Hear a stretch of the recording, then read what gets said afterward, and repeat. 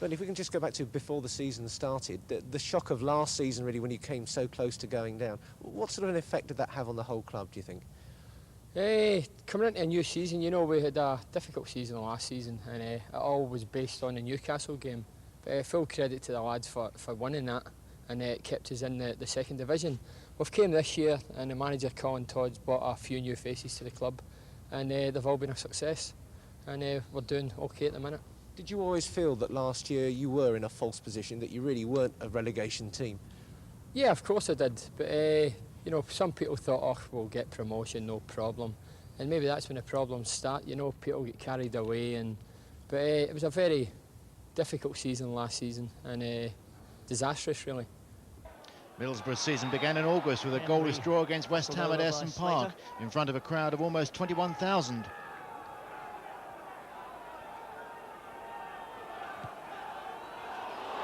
That's a great ball from Walk, and a shot coming in from Slaven, brilliantly pushed over by McCloskey. Bernie Slaven, 32 goals he got last season, and he fires in the first real shot of this match. Colin, it's certainly been an eventful time since you took over the helm at Middlesbrough. Are you fairly pleased with the amount of progress you have managed to make so far? Well, looking back at the time when I first took over, which was in the March time, that was very traumatic. But I think since then, I mean, I've learned from that experience, and looking at this season, I think we've started off very well. I still think there's a lot of improvement in the players, but it's pleasing to see how well the players are doing. Jimmy, a lot of players have come to Middlesbrough during 1990. What sort of an atmosphere was there here when you turned up to Essen Park first? There was a lack of self-confidence, I think, in a lot of players because of the way the season had gone. But the mood in the dressing room was still good, and there was quite a lot of characters in the dressing room. And I think people felt we were in a false position, and this season we've probably proved it by being, I think we're 7th in the table now, and going quite well.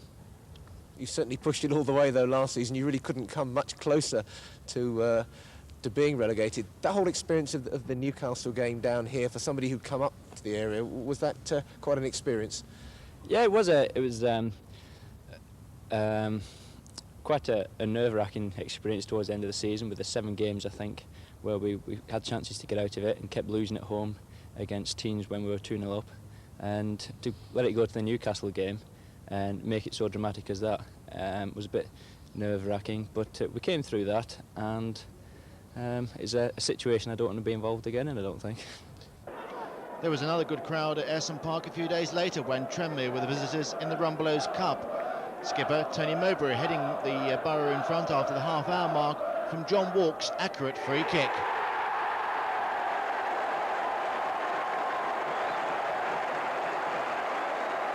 The goal looks even better in slow motion. Walk picking out Mowbray at the far post, and Eric Nixon having no chance. But it was a set piece that brought Tranmere level in the second half. This time Vickers popping that one in from 25 yards, giving Pears equally no chance. Final score, Middlesbrough 1, Tranmere 1, all square going into the second leg at Prenton Park. Tony, can't have been a very easy end of season for yourself with all the problems that were going on at the club and you forced to sit it out. How hard was that for you when you're so used to being right in the heart of things? Yeah, it was very difficult. I think you sometimes hear football managers talk about how difficult it is sat in the dugout and their team's out there and they'd rather be out there. It was very similar. You can understand what they mean when they say something like that now. Sat in the stand, struggling against relegation. It came right down to the bone in the last game, Newcastle. I remember sat in the stand up there, and I mean, I was jumping on my chair and everything when the goals were going in. It's so nerve-wracking, and as you say, you do literally bite your fingernails and everything. It was a really tense time, yeah. Jonathan, let's just look back to the summer. How big a decision was it for you to come to Middlesbrough when the chance came up? Well, obviously, I mean, it was an almighty decision because, I mean, people thought, let's say, Leeds would get back into the First Division, and I thought I would have just stayed there and sort of tried to get the glory years with Leeds again. But the way it's turned out, I mean, it's been a great move for me. Into September, and a 1-1 draw at Plymouth with Bernie Slaven getting his first of the season was followed by Borough going through to the second round of the Rumbelows with a 3-2 aggregate win over Tranmere. And then it was back to Ayresome Park for the visit of Notts County. John Walk converting this, his first goal of the season, from a superb cross by Stuart Ripley.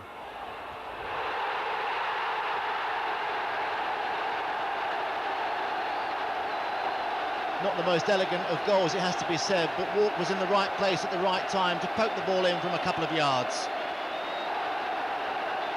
Yeah, it's certainly been an eventful year since you came to Middlesbrough. How much of a different place is it now than when you first came to the side when things weren't too easy? It's a much more different place. You know, when I came here last season, the confidence was very low here, and we had a very sort of indifferent patch, but we scraped away at the end of the season. And this season, with all the the close season buys and everything, we've started off not bad. A lot of competition for places, though, at the moment, isn't there? You've had to battle for your place as well. Yeah, everybody says competition for places is healthy, and and I agree with that. Personally, it doesn't bother me at all. I mean, it keeps me on my toes. You don't sort of get complacent, so for me, it's not a problem. A week later, and Borough's unbeaten start in the league continued with a 3-1 win at Swindon. But it wasn't all Borough. Swindon had a great first half. This is a superb save from Stephen Pears. Pears doing well there to dive away to his right. The ball coming in. And another superb save there from the Borough keeper. And it really was Steve Pears against Swindon in the first half. This, another superb save. Full stretch, diving to his right. And making sure that he kept the ball, having done all the hard work. But action at the other end, Bernie Slaven this time going close for Borough. Good save there by Fraser Digby, and off the line by a fellow Swindon defender. Good work again by Swindon. And there's Duncan Shearer putting Swindon in front after 27 minutes. And here's Fitzroy Simpson again. Shot coming back off the post. Oh, Shearer. So close to giving Swindon a 2-goal advantage, but Borough came back with a vengeance. This is their first. Bernie Slaven poking it in from close range after 51 minutes. And Swindon on the attack again.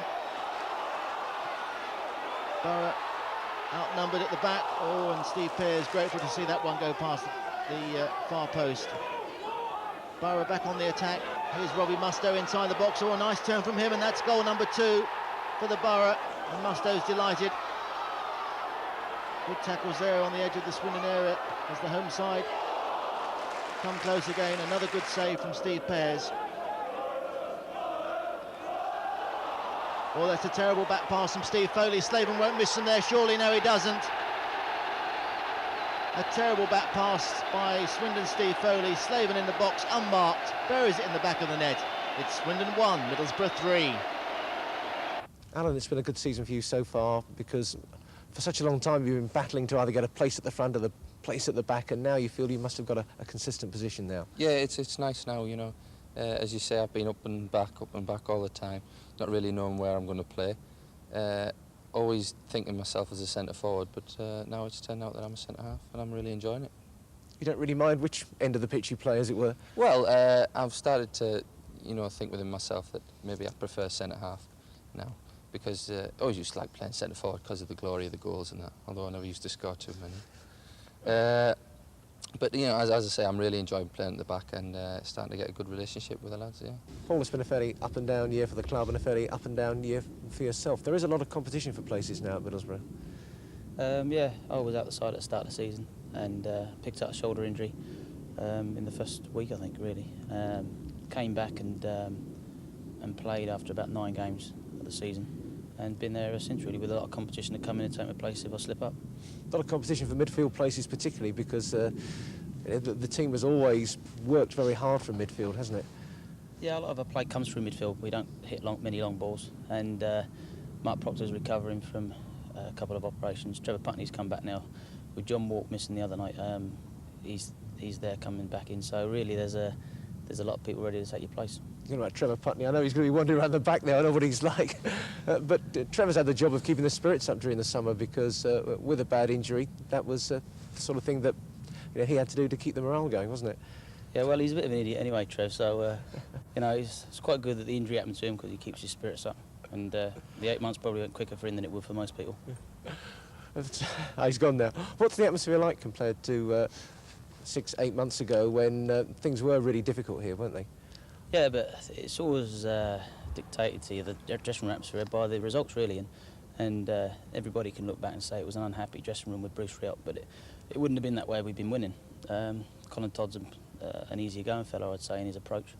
The dressing room is certainly happy at the moment, but it would be no different if we were getting beat every week. 2 days later, after that win at Swindon, Borough on the road again, but this time they fell to Port Vale by 3-1. Despite that defeat, there was another good crowd for the visit of Oldham, many people's tip for the Second Division Championship.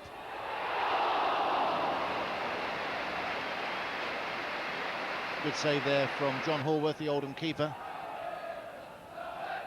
Into the second half, still 0-0. Oldham building through Rick Holden. Here's Roger Palmer. Oh, that's a great shot, and that's 1-0 to Oldham. A superb strike from Roger Palmer. Steve Pearce unable to do anything about that. Corner to Borough. Overhead kick.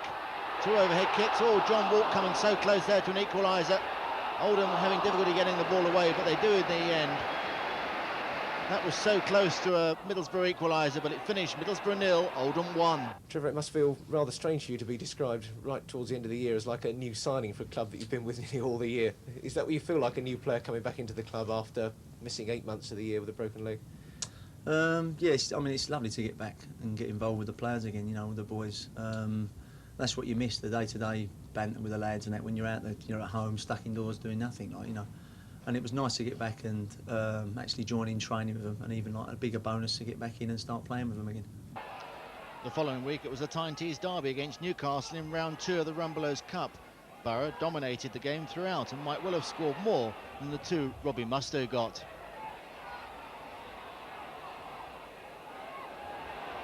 Baird on the ball for Borough. Inside the box, the ball turned across. There is Mustoe, close range, 1-0 to Borough. And the Newcastle defence and goalkeeper John Burridge asking questions of themselves on that occasion. There's Mustoe, took the goal very well indeed from Ian Baird's cross. So Borough 1 up. They continue to press forward. Another cross coming in. This is Hendry. Oh, and Baird so close to number 2. Probably thinks he should have scored. Hendry again. Lovely turn by him, goes round the defender. Gets the ball back, does Hendry, another cross, there's Baird. Oh, so close to a second goal. And John Burridge none too happy with the Newcastle defending. Into the second half then. Borough still a goal up. Nice turn there. Here's Mustoe inside the box, goes round Burridge. 2-0. A great goal by Mustoe. Excellent build-up here. Mustoe going around a defender inside the box, taking the ball past Burridge. 2-0 to Middlesbrough, and that's the way it ended. Do you think maybe you're starting to prove 1 or 2 people wrong? Because maybe when you did get the job, 1 or 2 people thought, well, promoting from inside, the coach, maybe they should have got a new man in. That you've managed to turn 1 or 2 people around? Well, I think that people will always have their opinion. I mean, that's what football's about, opinions. But fortunately, I got the job, I enjoyed it. And I might be making people look up now and think twice, but there's still a long way to go. Consistency is what we strive for here. We need that as players, and we need it as a team. And let's hope that we can keep it going. Colin's come in and turned things around already this season. Well, come in, I mean, he was a very familiar face to everyone. What sort of difference has he made since he moved up into the manager's chair?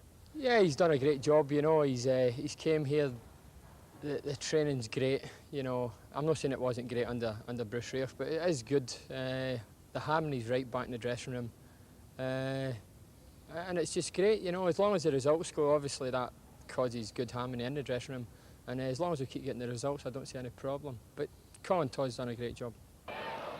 Leicester were the next visitors to Ayresome Park, and they were soundly beaten by 6-0 as Borough jumped 6 places up the second division table. Leicester boss David Pleat, concerned that his side were conceding too many goals, brought in Liverpool reserve Mike Hooper on loan. He was soon in action. Jimmy Phillips heading in from close range, goal number 1 for Borough after 6 minutes. Then 3 goals in the space of 4 minutes at the end of the first half. Hendry blasting in the second one between Hooper and his near post. Paul Kerr got number 3.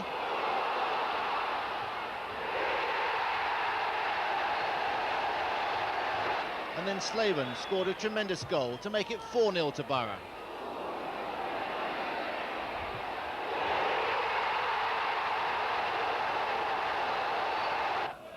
Then at half-time, and 5 minutes into the second half, it was 5. Ian Baird scoring his first of the season.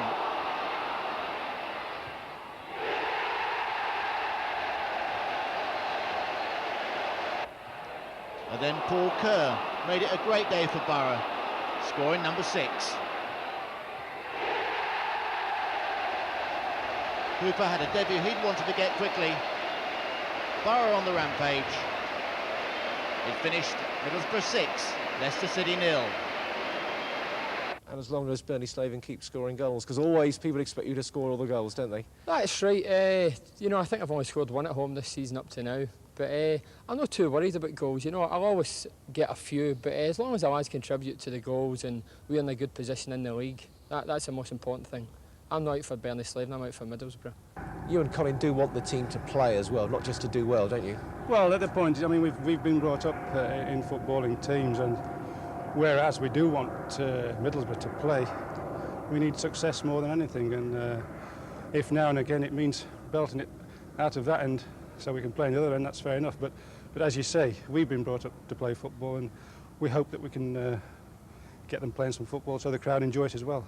What were the things that you tried to change that you think might have worked? I mean, I brought new players in, which obviously has helped, because I think they've been better than the ones we did have. But the other thing is, I think we've, as well as being a footballing side, we've probably been more direct, which has certainly helped us. And myself and David, we like to be bubbly all the time, and I think that rubs off on the players. And I think we have a lot of respect. Into October, and it was a goalless draw at Newcastle, with once again Steve Pearce, the Borough hero. Borough pushing forward. This is Baird on the far side. Challenged by Aitken. Baird inside the box, shoots. Oh, that wasn't far away. John Burridge, glad to see that one go past his right-hand post. Newcastle on the attack. This is Quinn. Shot coming in. Oh, good save there from Pearce once again. Dive into his right. Newcastle on the attack again. Headed away by Mowbray. Oh, that's a great save by Pearce from Roy Aitken. Really, Pearce standing between Newcastle and probably 2 or 3 goals in this match. That was an excellent save, and one of the reasons why it finished goalless.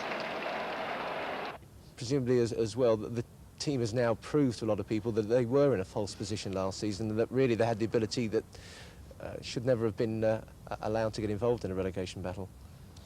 Yeah, but ability never wins anything on its own, and last season we made a lot of schoolboy errors all through the season, and were luckily given one opportunity to get out of it and relied on Leeds down at Bournemouth. They threw us a lifeline, and this season I think the lads have been determined that we don't embarrass ourselves and do exactly what we did last season, and I think the players have shown this season that we're capable of sustaining the challenge to get promotion to Division 1. A 3-0 win at Watford followed that point at Newcastle in the league, and it was back to St James's Park for the Rumbelows Cup and a stormy second leg at Newcastle. Mick Quinn was sent off and 5 players were booked by referee George Courtney. A great save there from Stephen Pearce, who really has been one of the highlights of Borough's season so far with his superb goalkeeping. This is Faraday for Newcastle. Good strong run down the right. Faraday still with the ball. Headed away there by the Borough defence, but Newcastle still on the attack. Here's John Anderson. Oh, that's a goal for Newcastle after 17 minutes. So Newcastle bring themselves back into this tie. Borough on the attack on this near side. This is Phillips well forward. Ball comes in. Oh, Musto off the woodwork. Borough claiming a goal, but Borough just saying it wasn't. I don't know how much we can glean from the slow motion replay. Well, it might have gone across the line off Burridge's body. The corner comes in. Knocked back by Brock. Great save there by Pears. Another corner to Newcastle. Pears must have seen this very late indeed. Dive to his left, a great save. That's how it finished. What about the players you brought in? Because John Walk, you went out and signed, and that certainly did make people sit up and take notice. Well, I felt that we always needed an experienced player in the side, especially in midfield. And I brought John in, and he's been doing ever so well. I think he can get better in the terms of talking and doing the role better in that respect. But yeah, I'm happy with him. I mean, John Henry's another one, Robbie Mustoe, Jimmy Phillips I brought in, and all doing extremely well. And with the ones that we had, the other good players we had, we've got a good bunch of players. John Henry looks a bit of a born-again player again, back to his Bradford days, and scoring some incredible goals for you as well. Well, what I made clear to John was that when I signed him was that through no fault of his own, he's not really been wanted, I don't think, at Newcastle and Leeds. I mean, Newcastle was different because a manager brought him, then he left, and a new manager comes in and he goes. But I said to John, like, you know, you've got the opportunity now to come into a club who want you. And I look back at the days when I saw you playing at Bradford, and that's how I want you to play. And I think he's been playing like he was when he was at Bradford, which is tremendous. He didn't score goals like he scored for you, though. I mean, the one against Millwall from one length of the pitch to the other. Well, I think supporters have taken to him. And I mean, I'll be delighted if he can keep scoring goals or even creating goals, which he has been doing. And a good character, great character, tremendous. The following Saturday saw Bruce Rioch return to Ayresome Park as manager of Millwall, and he got a great reception on his return to the North East.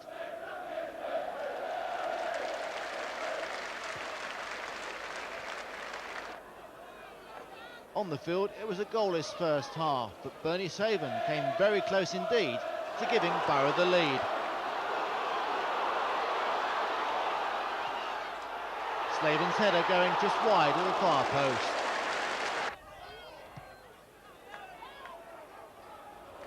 Into the second half in bright sunshine. Borough pushing forward again. Hendry finding Slaven on the far side, and it's his cross turned in past his own keeper by Millwall midfielder Alex Ray. 1-0 to the Borough, and they're delighted.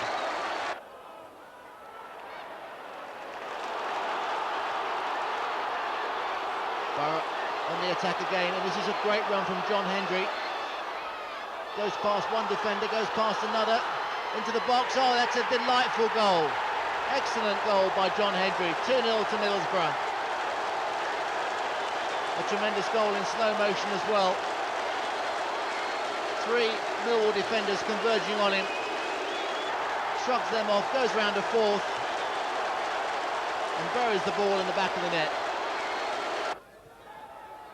But Millwall had at least one say in the matter for Rioch on his return to Ayresome Park, and it was Alex Ray with this effort that made it 2-1, getting a deflection past Steve Pears.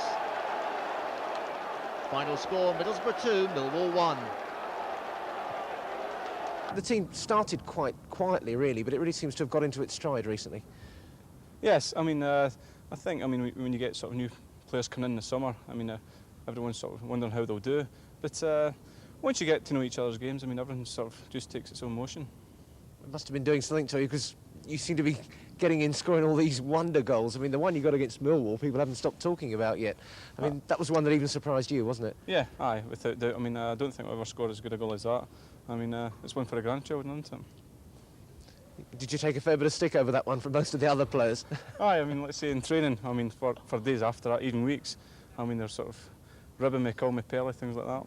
And it was with the left foot, which you tell me isn't your strongest. No, I mean, it's usually for standing on that one, but it's always nice to get a goal with your left peg, it is.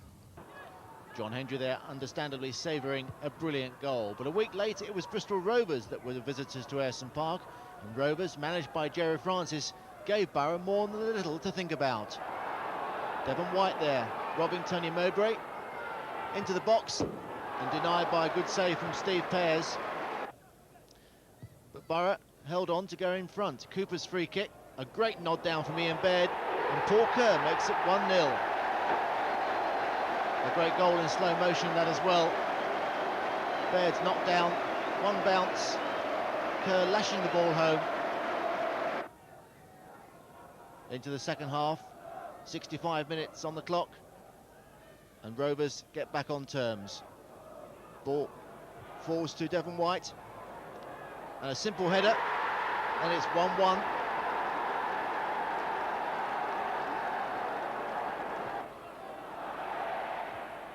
Borough then going for the kill. Kerr's cross, oh, and that was so close. Robbie Mustoe, but Borough were made to rue that miss, because moments later, Pounder inside the box, dragged down there by Pears. That's a penalty. Tony Pounder free in the box. Pears could do little more than bring him down. This is Ian Holloway from the spot. 2-1 to Bristol Rovers. So Borough now find themselves 2-1 down and eager to try and get back on terms. This is Hendry. Oh, that was so close to an equaliser. And somehow Bristol Rovers managed to get the ball away and hung on for all 3 points. Middlesbrough 1, Bristol Rovers 2. A couple of other players have said as well about yourself that the old appetite's back for everything, and that the Mogger spirit's back there again. Do you feel that you're right back into it now and back to your best? Yeah, definitely. I think you spend 10 years at a club, I mean, you can get a bit stale sometimes. It's another game, you turn out on a Saturday, and it does become difficult. But that 8-10 months off that I had really did get the appetite back. And I started this season like an 18-year-old again, and still relishing every game, looking forward to it. Because really every game I'm having from now on was a bonus, really. I know I'm fit again and feeling sharp, but at one stage it wasn't looking too good. So as I say, every game's a special game for me now, and I'm loving every minute of it. Defeat against Bristol Rovers was followed by another at Wolves, but Borough then went to Brighton on the south coast. Bernie Slaven putting them ahead after 8 minutes. It was 2-0 after 25. Hendry finding Slaven, and he did the rest. Brighton pulled one back through Dean Wilkins, brother of Ray. But then Ian Baird made it 3-1 to Borough. Brighton pulled one back again. Pears diving away to his right, but can't stop Mike Small at the far post. And then Slaven in for his hat-trick, getting beyond the Brighton defence. McKenna coming out, given no chance. And Slaven celebrating his hat-trick with a victory jig with Ian Baird. Baird's pass splitting the Brighton defence, Slaven going on. Goal number 4 for Middlesbrough, and that's how it finished. Middlesbrough 10, 15 years ago had a reputation for being boring borough, but the last 4 to 5 years they've got a real reputation as a footballing side. Colin wants the team to play, doesn't he? Oh yes, Colin wants us to play from the back and all the way through the team. Ball's going to be on the ground and just play, and it's attractive football, yeah. The public here have been great to you, though, don't you think, this season? Well, they're brilliant. I mean, we went down Brighton last Saturday, and it took us alone 8.5 hours to get there on Friday, so heaven knows what it took the supporters there. But they didn't half make themselves heard on Saturday. Brilliant. And they got a few goals for it against Brighton. Well, it made the journey back even better, didn't it? First Division Norwich not finding life easy in the First Division this season, were Borough's next opponents in round 3 of the Rumbelows Cup. And after 21 minutes, Paul Kerr pounced on a defensive lapse to drill home his 4th goal of the season. Paul Kerr sliding the ball home, 1-0 to Borough. Those fans delighted. Not exactly First Division defending by Norwich as Kerr pounces, 1-0. 10 minutes later, and it was John Hendry beating Norwich keeper Brian Gunn with his vicious 25-yard effort, which looked a goal the moment it left Hendry's foot. Really set the Essen Park crowds alight this season as John Hendry, and that curling away out of the reach of Gunn. Tremendous goal. Middlesbrough 2, Norwich 0. When it comes to the pitch, though, teamwork is what it's all about, because as a midfield player yourself, Middlesbrough are a side that want to knock the ball around and want to play from the back through midfield. Yeah, I mean, you know, we play some good stuff. I mean, the other night against Norwich, I mean, we gave as good as we got, really. We deserve to be in the top flight, I think. We got the players to do it, and with a bit of luck, and we keep performing the way we have been, there's no reason why we shouldn't be there at the end of the season. And then you went and did it again, of course, against Norwich in the Rumbelows Cup, another left-footer. Yeah, I mean, it was quite windy that night, and I think I just tested the wind before I shot, but it's not often they land in the top corner, so you just make the most of it, really. But does that really show just how much confidence that you've picked up in the last 2 or 3 months? Yeah, that's what it's all about. I mean, if you've got a confidence, then you'll try anything. Whereas, I mean, if the spirits are down, then I mean, it's just not the same, it isn't. What have been the performances so far this season that have impressed you? The ones that you've come away from and thinking, now that's the way we've got to play. Well, I think the other night was a great game for us. We're playing against first-team opposition, and we're playing against another team that likes to play football, and we felt that we matched them on the night, and obviously we came away with a win.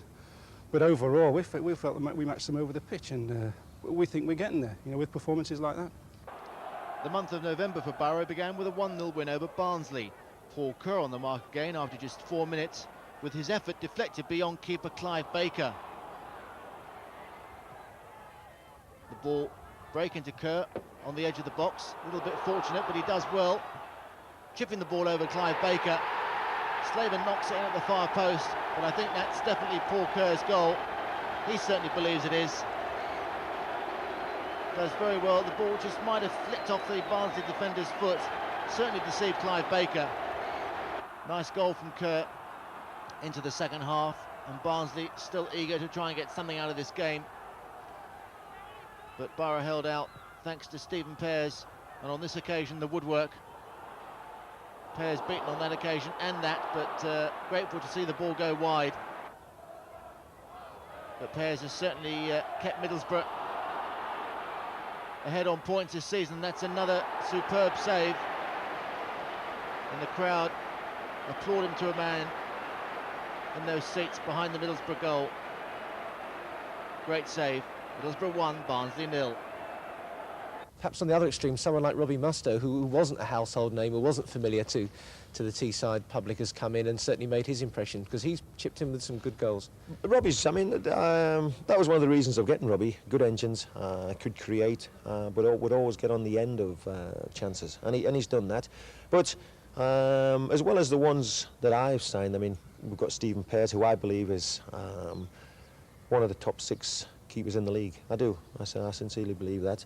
Then Colin Cooper has come back to his best, and Tony Mowbray, who we thought might not make it, has been very, very consistent. I mean, it's his testimonial year, and he'll be looking for a very good season, not only for himself but from the team. Tony really is Middlesbrough in many ways, isn't he? You know, if Mogger's right, the team seems to be right. I think that's true to a certain degree. Then Paul Kerr has come back and not let anybody down. I mean, he's playing for his future and doing superbly. But overall, we have a good set of players here. I mean, I've mentioned a few, and there's still others: Proctor, Putney, Stuart Ripley, and we have as good a squad as anybody.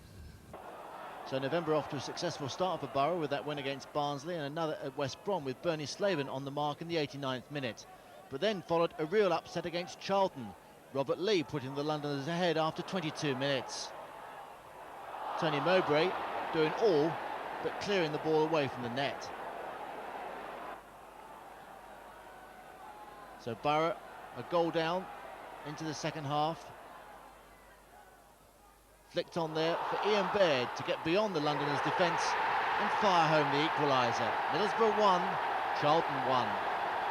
Good work there by Mowbray. The header certainly deceived the 3 Charlton defenders, and Baird took his goal superbly. But then came a penalty for Charlton. Robert Lee put the ball through to Alex Dyer on loan from Crystal Palace. Dyer went down in the box, Didn't look a penalty, but the referee thought it was, and that was the most important thing. Mowbray complains, so does Steve Pears. Dyer falls to the ground, penalty given. So it's going to be Tommy Caton then against Steve Pears. Boos ringing around the ground, but they don't put off Caton. He scores. Charlton are ahead. Dyer celebrates, so does Robert Lee. Good penalty by Caton, makes the final score Middlesbrough 1, Charlton 2. Now you're grafting away at the moment, trying to get back to match fitness, which isn't too far away now. When you look at the team, it's not going to be an easy team to break into now, is it? Well, I mean, I just count the midfield players every time they come out. No, I mean, but it's just only healthy for the team, I suppose, competition. I mean, it keeps everybody on their toes. I mean, it means that week in, week out, they've got to go out and play because they know somebody in the stand can come and just take their places. You just look at the centre-backs at the moment. Alan Kennigan and Tony Mowbray are doing a magnificent job. And we've got, 500,000 player Simon Coleman sat in the stand, who's, a very good player. So it just shows you the competition, which is, Mr. Todd's done brilliant with that. And I mean, it's healthy for the team. Well, it's disappointing when you're not in it, but that's the way it goes. How does this team or squad compare to the other Middlesbrough teams that you've played in that have become successful? Very well, actually. I mean, you just look at the quality players that the manager's brought in. John Hendry, I mean, you've seen for yourself the goals that you've covered on Tyne Tees this year. Incredible individual skills and ability at attacking players and getting at people. Robbie Mustoe scored nearly half a dozen goals already coming up to Christmas. Ian Baird, who came in towards the end of last season, I mean, you'd think he'd been a Borough lad all his life, the way his attitude for the club and the game is. John Walker again, an old head, sat in there doing a very professional job. So the people we've brought in doing very, very well, and that sort of mixed with the players we already had here, it's looking good, yeah. Portsmouth were ready to pay for that upset against Charlton, with Borough winning 3-0 at Fratton Park the following week. Bernie Slaven shooting home the first after Andy Gosney had parried the initial effort. 1-0 to Borough. Ian Baird's a former Pompey player. That's why he enjoyed scoring this goal so much. 2-0 to Middlesbrough. And they made it 3-0 when this cross from John Hendry was turned into his own net by Gary Stevens. A great day for Borough down on the south coast. It finished Portsmouth 0, Middlesbrough 3. I don't think you really make too many secrets about what you think is your contribution to the team, because you're there to really give that bit of physical presence up front and really battle away there in the front line. Yeah, when Bruce Rioch bought me, he sort of made that point. I think I've contributed in that way. What's it like playing alongside Bernie Slaven? Because he's a very different sort of player, but he's always going to get more than his share of goals. Yeah, Bernie is probably the best finisher I've ever played against. Played with, sorry. I played with Mick Quinn at Portsmouth, but for me, Bernie's a much better player and a much better finisher. Is there any competition between the two of you to see who gets the goals? I think Bernie will finish on top. But you're quite happy to be the supplier as well? Yeah, I mean, I'll never be a prolific goal scorer, but hopefully I'll be able to weigh in with me few. And as long as the team's winning and I'm in the side, it doesn't bother me. What about the Newcastle games as well? Because that was quite a little local series and you came out on top. Well, again, I think Colin will always say local derbies, form means nothing in those games, and it was terrific to come away out of the 3 matches. I know we lost the game at the end, but we did go through, and it was good to come out on top. But I mean, looking back again, you mentioned last season, and the big one was a 4-1 victory. That's probably put us where we are now. People say, of course, Middlesbrough had a new manager in Colin Todd and Bruce Rioch going after all that he did for the club, but has it seemed like much of a change? Because Colin's been here all the time, of course. Yeah, that's right. I mean, Toddy hasn't. I mean, there you just see, you call him Toddy and he doesn't mind that. He always was, as a coach, a sort of a players type of coach. You could go to Toddy with all your problems and just have a good chat at the side of the pitch about things that aren't going right and stuff. And he's just carried that along. There's been no sort of dramatic pull away from the players sort of thing. He's kept in there and mixed with the players really well, and the players feel as if they can again just approach Toddy with any problems or anything that doesn't feel is going right on the park. So it's going really well, and it's helped create a very happy dressing room. There's always a promotion or a relegation battle, it seems, at Middlesbrough over the last few years. Is it going to be a promotion battle this season? Yeah, I'm very hopeful that all the lads are. We want it desperately for the supporters who've stuck by us over the last couple of years. I mean, average gates of 17,000, 18,000 every week. So we're desperate to do it for them and obviously for ourselves, yeah. The Zenith Data Cup was the next competition on Borough's agenda. Hull City were the opposition coming to Ayresome Park, and they took Borough into extra time with an equaliser in the very last minute of normal time. Ian Baird powered home Borough's first with this header.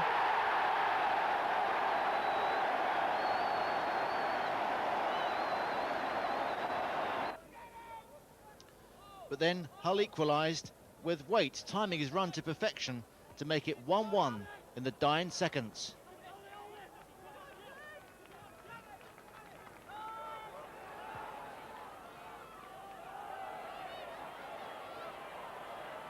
Good build up there on the left by Hull.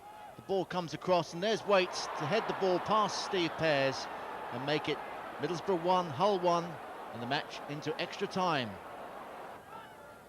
8 minutes into the extra period, and it was Tony Mowbray heading Borough in front from this well-worked set piece, climbing high, and the ball in the back of the net past Ian Hesford. 2-1 to Borough.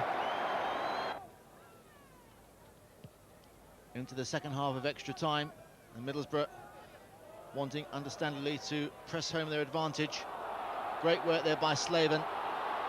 Looked up, Hesford, Slaven on the mark again, and that's goal number 3 for Borough. Hesford a little bit unlucky here. Parries the first shot from Slaven, gets it away with his right fist, but the ball falls gratefully to Slaven again, and that's the way it finished. Middlesbrough 3, Hull 1. Do you think, though, that the goals are being shared around a little more this season with Ian Baird coming in and now Robbie Mustoe and Paul Kerr's got a few? Yeah, of course, and I think it's a good thing because the great teams of this world, everybody scores, like the Liverpools, Arsenals, they all scored goals, and we're scoring goals at the minute. Takes a bit of pressure off you. Yeah, of course it does, because I go out on a Saturday now and I know if I'm not going to score that somebody else will score, and that's a good feeling. As you say, it's always the goal scorers that get the glory, but a lot of the improvement in Borough this season has been based on getting it tight at the back again. Do you feel that has been a foundation for the other lads to score the goals? Yeah, as long as we don't let any in, then we've always got a point. You know, and then if Bernie or Ian can sneak one, which they're always liable to do, then you come away with 3 points, which is a lot better, obviously, than none. There's some very good second division sides around. The Sheffield Wednesdays, the West Hams, the Oldhams have all shown. You're quite confident you can get up there amongst those teams? I think so. I mean, it's the easiest thing in the world to drop into the second division, but it's the hardest thing to get out of. But as I say, if we can keep performing, and the confidence is sky high now, I mean, there's no reason why we can't stick a few good results together. I mean, it's like a domino effect. You win games, and you can't ever see yourself losing again. And that's how it's been really over the last few weeks, sort of thing. But in contrast to last year, where we was losing and we couldn't find out where the next win was going to come from. But as I say, if we can keep plugging away and have a little bit of luck and keep performing well, we'll be up there at the end of the season, no doubt. It's a very open promotion race this season in the second division. Do you believe that Middlesbrough can be right at the heart of that? I hope so, yes, and I believe we can be. There's a good 10 teams, I think, in the division, all capable of beating each other, and probably will over the season. And I think it's around next March that if you can get a good run together, that would be the telling time to get some results.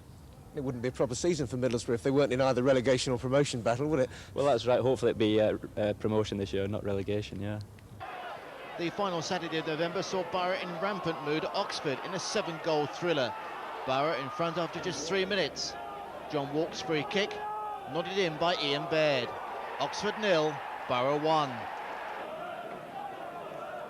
It was 2-0, Jimmy Phillips, a former Oxford player, that cross. Terrible keeping by Paul Key. Slaven's task a simple one. Borough 2 up. But Oxford rallied well in the first half. This is Nogan on the ball. Slips the ball through to Mark Steen. That's 2-1. And then Nogan himself. A mistake there. Nogan nipping in. Past one tackle, past two. Slips the ball home. That's 2-2 to Oxford. Borough won the game in the second half. First of 2 penalties this. Ian Baird brought down. Baird himself with the kick. 3-2 to Borough. Slaven. Baird's cross. And there's Mustoe, another former Oxford player. So 4-2 then. And the 5th goal came from the penalty spot as well. Slaven brought to the ground. Baird needing this for a hat-trick. Key goes one way, the ball goes the other. 5-2 to Middlesbrough. Baird's hat-trick, a great day for him, a great day for Middlesbrough. They win 5-2 at the Manor. You've got some men who can score some goals for you. Bernie Slavin scores them year in, year out. That's almost comes for granted. But Ian Baird as well is fitting in alongside him. Yes, I mean Ian Baird, I think might have been one of the reasons why we probably stayed in the second division with his aggression. I think without Ian, then we might have just might not been where we are now, because I mean he leads the line very well, and as a manager you need someone in the team who has that aggression, and probably we didn't have anyone like that at the time, but since he's come we've got it, and along with Bernie or Stuart, they have a good understanding. What about the rest of the season? What sort of a prospect can you see for Middlesbrough at the moment? We've been a little bit inconsistent at home, but we're picking up points away from home. As long as you know, we can win most of our home games and get the odd point away, I think the future's rosy. You know what it's like playing for this club. You've seen it all the way through, the difficult periods and right up into the times when things were really bouncing. A lot of the players here really do feel a lot for the club, don't they? Oh yeah, no, I think even if you ask the new lads that come, I think when you look at the stadium and they come in, they're fourth bottom of the second division and you're pulling in average 18,000. The passion here is tremendous on Teesside. And that's the same for Newcastle and Sunderland. The fans are frightening here. And yeah, we've seen some good times and bad times, but I love the area, and Tony, especially Tony Moby, we've been here the longest, and I don't think we'd ever leave. The supporters have been great, haven't they, this year particularly, because they stuck with you right through the times when things were going badly. Yeah, as I just previously said, in the second division last year, to be honest, it was a nightmare. And then you look at them again this season, you look at our crowds, I look at the papers every Sunday morning, I look at the crowds and I look at the Wimbledons and the Lutons, and we're pulling nearly 20,000. It's a shame that, because they do deserve first division football here, and hopefully we'll bring it to them this season. Most of the players here know what it's all about to get promotion because they've been through it 2 or 3 different times. Do you think this team is capable of really challenging all through the season? Well, I think the squad is. I think before we used to talk in team when it used to be the same 11 every week, but now we've got a squad that's capable of getting up there. The players that will come in will not weaken the side in any way, and I think if we hang around the top 6 come the end of the season, then we'd be, we were happy with that. Then it's down to the playoffs, and everything's up for grabs then if you're in that. Well, we've got the experience of the playoffs and we're quite good, I think, on 2 legs. And obviously you aim for the first 3, but in view of the fact what happened last season, good cup runs and the top 6 wouldn't be a bad season at all for us, I think.